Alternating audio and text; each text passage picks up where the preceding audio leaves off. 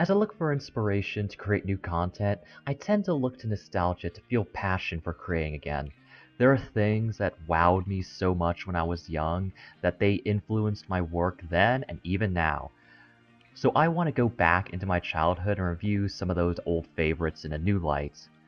So come join me for the first of hopefully many retrospective reviews. It's time to look back on BIONICLE Light the movie. Okay, this probably seems totally random because it is, but I have wanted to review this movie for a long time. I have a lot of history with it. Just looking through the pictures from this movie was enough to energize me. Oddly enough, there were more weed memes associated with this movie than I think anyone would have expected. As a kid, I had pretty eclectic tastes, I still do, but one constant was my love for Legos. The BIONICLE series of Legos were part of LEGO's edgy toys to appeal to boys. The jargon gets confusing and the movie doesn't help there too much, but it's not enough to lose you, I think. Here's the brief version. The story is set on the island of Matanui, where biomechanical beings called Matoran worship the Great Spirit, also named Matanui. 6 village elders called Turaga lead the Matoran, and 6 heroes called the Toa, each representing an element, protect them from danger. I adored the BIONICLE toys, so when I was watching Cartoon Network one day and saw an advertisement for a BIONICLE movie, my poker chips were all in. I fell in love with this movie hard. I've loved watching our heroes, Takua the blue one and Jala the yellow one, go on their quest to find the 7th Toa and save the island of Matanui from the evil Makuta, and I watched it over and over again. I liked the movie and the characters so much that I was inspired to write a few fanfics back in the day. That was a long time ago. So that's my history of the movie. Now how does it hold up today? BIONICLE Light the movie is a direct-to-video release from 2003, and while it does show, it actually is a lot better than you expect from something released straight to video. The animation has its shortcomings, but it is competent. But a general audience is going to need more to connect emotionally to characters than this. Wisely, the animators stylized the designs to further anthropomorphize the characters, adding features such as articulation to their masks/faces, more humanoid bodies, hands. These help immensely to endear the characters to the audience. And let's face it, the Matoran are adorable in this movie. I want to give them all the hugs. I don't know why they are given 6-packs though. Strange looking 6-packs. The backgrounds and visuals to the movie aren't bad either. While I wouldn't call anything breathtaking, there are some nice set pieces that help make the world look good.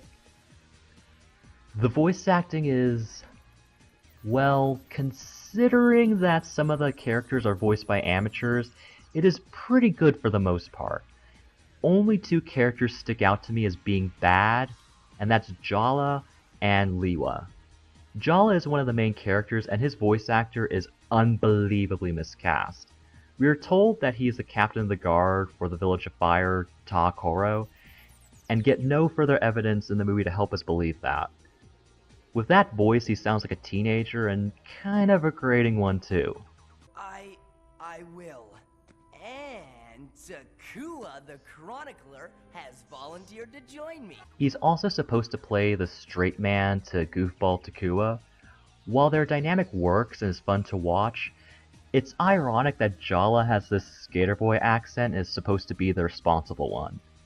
His voice is just too, yeah dude, for this character. And now that I think about it, those weed memes make way more sense. Then there's Liwa. Each of the 6 Toa are distinct in personality. However, to make Liwa distinct, he is made into a hippie Native American stereotype with a not-so-charming speech pattern. Walk? Ha, not never. If you ride with me, there'll be no foot walking, just air flying. No other character in the movie talks like that. It's jarring and makes for some cringe-worthy line delivery. Sister, he is open-eyed. Ugh. Now let's get to the story.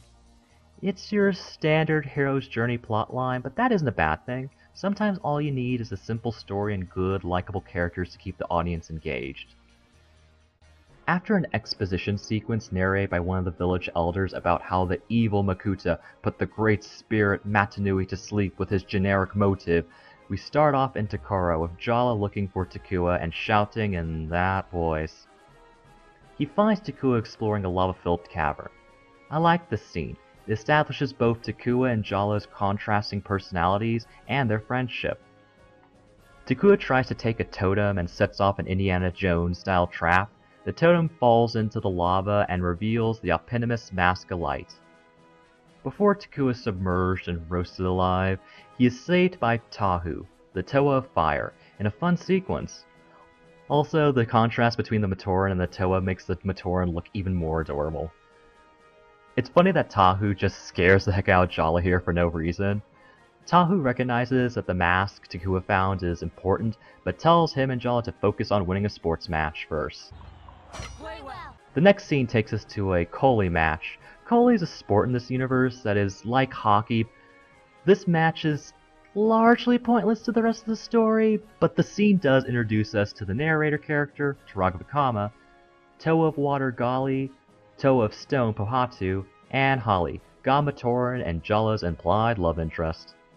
Not bad for a Gamma Torin. According to supplemental material, there are 6 tribes on the island of Matanui. The blue tribe is all female, while all the other tribes are all male. Since the Matoran, Toa, and Taraga do not reproduce sexually, and I did look that up, they have no need for gender differences and romantic attraction. There isn't even a metaphorical substitute for the romantic attraction to culminate. Nothing gets by the captain of the guard, unless he wishes it. I'll keep that in mind. In this sequence, we learn that Tahu and Gali don't get along because fire and water contrast. This sets up for the subplot about the Toa's unity. Even though the Toa are the stars of the toy line, this movie is about Takua and his journey. Takua messes up a move in the match that provides a setup for a payoff later. Takua and Jala lose the match hilariously, and when they all bow at the end, the Mask of Light falls out of Jala's backpack. When it starts to shine on him, Takua tilts it away with his foot to shine on Jala, which causes everyone to believe that the mask chose Jala to find the mask's owner, the Toa of Light. Takua pretty much forces the quest that was supposed to be for him onto his best friend. Being forced to go on a quest that you know isn't for you must suck, but chickening out in front of everyone would look pretty bad too. However, Jala manages to rope Takua into accompanying him. This does add a nice twist to the quest plot. In the morning, Takua, Jala, and Takua's trusty pet giant crab, Puku, set off on their journey. Before they depart, we get more ship teasing. I was just gonna say, well, you owe me a rematch on the Koli field. Well then, you'd better hurry back. I want to talk about the soundtrack for a moment. It's surprisingly good. It's comprised of full orchestral arrangements that are very appropriate to the mood and atmosphere of the movie. It is way better than your typical direct-to-DVD movie. Anyway, we are introduced to our main antagonist, the evil Makuta. He is one of the most generic villains that ever villained. He sounds a lot like Dr. Claw. I would be surprised if in the recording booth they didn't have the guy say, "I'll get you next time, gadgets." In an actually kinda creepy scene, Makuta yanks out some worm monsters from somewhere that go on to possess armored bodies. These are the Rakshi, and Makuta sends them out to stop the Toa of Light from awakening. Gali sees them head to Takaro, and despite the Rakshi being able to fly, which doesn't look silly at all, she manages to beat them there. We get our first fight scene, and Tahu and Gali lose bad to the Rakshi. The first of several defeats for the Toa in this movie. While I understand that the Rakshi need to be established as a clear threat to the Toa, and to play to the hubris as part of their subplot, it makes these badass warriors look like a bunch of chumps when they lose this easily. During the fight, Tahu gets a cut on his mask from the Rakshi that uses poison, and somehow, even though we just see the Rakshi stomp around and break stuff, They managed to cause Takoro to sink into the lava. Ooh, score 1 for the Roxy. Now back to the A-plot. Let's talk about Takua. When I was a kid, he was my favorite character in the movie. He had a cool design, a charming personality, and a decent voice. In those fanfics from long ago, he had a starring role. Not too long ago, when I drew a picture that featured a number of characters from my childhood, Takua is right there among heavy hitters like Dexter, Coughing, and Cyber Harpy. Like I said, eclectic taste. When you remove the nostalgia goggles, Takua comes off kinda badly for a lot of the movie. He's called the Chronicler because he goes out and records stories throughout the island, but then he wusses out on going on an adventure he was chosen for and makes his best friend do it instead, against his objections. And then he complains about traveling through the jungle. I thought he was supposed to like exploring and looking for stories. So it's been 2 minutes since the last action scene, a bear attacks them. Fortunately, they are saved by... Matanui, where did you learn to bear fight like that, little one? Oh. Anyway, he gives them a hummingbird creature to fly, which dies, I think, when they get to the snow place. Unfortunately, Leo is called away. Thank goodness. Then they meet Kopaka, the toe of ice. The Masquelite seems to be taking the protagonists around the island to make sure the audience sees each toe as product placement cameos. Aside from getting briefly knocked out by the Roxy, Kopaka is the most capable fighter in this movie and manages to defeat 3 Roxy single-handedly. Hey, score for the Toa. Also, there's foreshadowing with Takua's mask almost falling off. Subtle. Then Kopaka just leaves. He just left us here. Stay frosty, Ice Bear. Then we get Tahu being all melodramatic. You worry about scratches. My village is gone. Honey, do you not feel the festering poisoned wound on your face? Back to the main plot. Puku finds Takua and Jala somehow, and then they come to a cave. Tunnels. You don't like the jungle and you don't like tunnels? I thought you were an explorer. Hey, Jala! Aw, he's still pretty cute though. Then Phantom Ganon, Makuta, appears before Takua and threatens to murder Jala and everyone else unless Takua gives him the Mask of Light. When Jala finds him, Takua tells him that he's bailing on the quest. What? Why? I can't explain. Okay, Takua, darling, why not just tell Jala that Makuta knows you are the true herald and is coming for you? Even if you quit, he's gonna keep doing what he's doing. All Takua accomplishes here is piss off his best friend, make himself unsympathetic to the audience, and pad out the runtime. Fortunately, he quickly realizes what a jerk he's been when 3 new Roxy attack the underground village of Onukoro, where we meet up with Pohatu and Anua. Oh boy, this character. Originally, Anua is supposed to be quiet and intelligent. In this movie, he's none of those things. He talks like a bolsterous tough guy, Welcome to Onukoro. and is lethally stupid. Well done! But how did you keep the ceiling from collapsing on us, too? Score for the Roxy because the Toa kicked the ball into the wrong goal. The other Toa show up to help, including that one. Tahu's corrupted and attacks his teammates before being subdued and healed later. Subplot over. Then Kopaka just leaves again without saying anything. Kopaka? You think I would have heard him since all of our movements make piston noises. We learn that the Roxy are after Takua, not the mask, and Takua finally manages to get his mess together and takes responsibility. He meets up with Jala in time to save him from falling off a cliff. The Mask of Light leads them to a place. No way. We've been all over the island just to wind up here? Are you sure this thing is working right? Magical artifacts, making inconveniences for the sake of the plot since the beginning of time. Then all 6 Roxy show up, then all 6 Toa show up.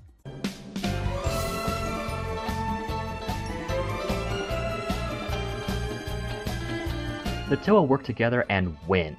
Game, set, and match. I guess they got over their unity problem. However, they miss the red Rockshi, and it corners Takua and Jala. Jala takes the bullet and dies in his best friend's arms.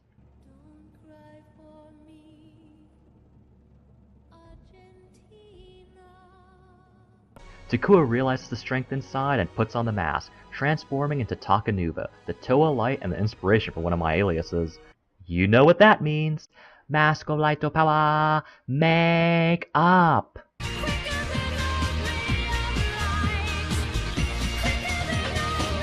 I admit, that was self-indulgence on my part. I like that the message of the movie is to take responsibility for your duties and that you have more within yourself than you may think. It's a bit unfortunate it took a lot of collateral damage for Takua to learn it though, but that's okay. Also, Takanuva is pretty badass. Since the movie needs to end soon, the Toa build a speeder bike and use one of the Rockshi worm monster things to guide the bike. After flying through some tunnels, Takanuva crashes the bike into the gate to the Makua's lair. It turns out that Holly's stowed away.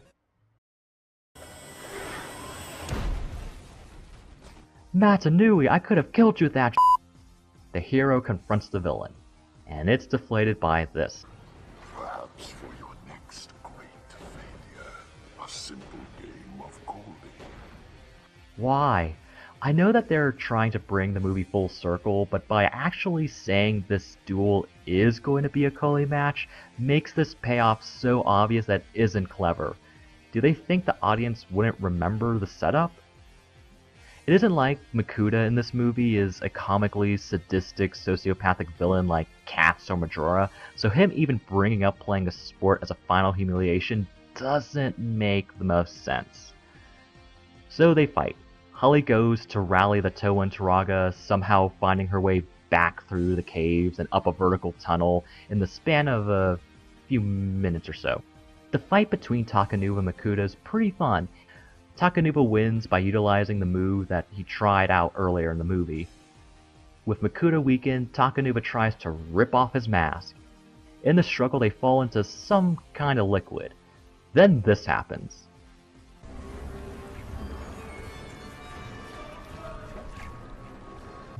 What? How did they fuse? I had to look this up. The pool they fell into was made of something called energized protodermis, which does things to other things for plot reasons. The fusion, which is named, and this is true, Takatanuva, opens a door when the chamber starts collapsing. What is this door? Whatever. So before the way the door crushes him, Takatanuva brings Jala back to life because why not negate an important character's death? We need that character for more toys. The door crushes him, but the Maskalite is safe. Then we negate another important character's death by bringing Takanuva back to life with absolutely no explanation. We gotta make those toys! Holly, Jala, and Takanuva represent the three virtues of the BIONICLE universe. Unity, duty, and destiny respectively. Then this happens. And illuminated our destiny. The city of the Great Spirit. My island home. Wait, what is this? This even bothered me as a kid. At no point in the movie do they talk about some other island. Weren't they trying to awaken Matanui, the Great Spirit, not the island, not the giant robot they don't even know about yet? Why is this in the movie? Okay, I know why it's in the movie, but it has no story purpose. And so the movie ends. So do I recommend BIONICLE Maskalite the movie? Honestly, I do. It has a lot of flaws, and it's cheesy but competent enough for a kids movie, especially for a direct-to-video one based on a toy line. While the story has some holes and baffling choices, there is a good pace with energy and some fun characters. It takes itself seriously enough for what it is, and doesn't egregiously pander to its target audience. Maskalite isn't a great movie, but it's a charming movie. Thankfully, even with the nostalgia goggles gone, I can still enjoy it. It's charming, and doesn't annoy the hell out of me like some other kids' movies that were released to theaters. So if you have 70 minutes to spare, I recommend checking out BIONICLE Maskalite the movie. Thank you for watching. I hope you enjoyed my video. It was a joy to go back to this relic from my childhood. If you like what you see, please subscribe to my channel for more content, and follow me on Facebook and Twitter at Gaming Genji for updates. I'll see you all next time. It's always a pleasure. This is the way of the Bionicle.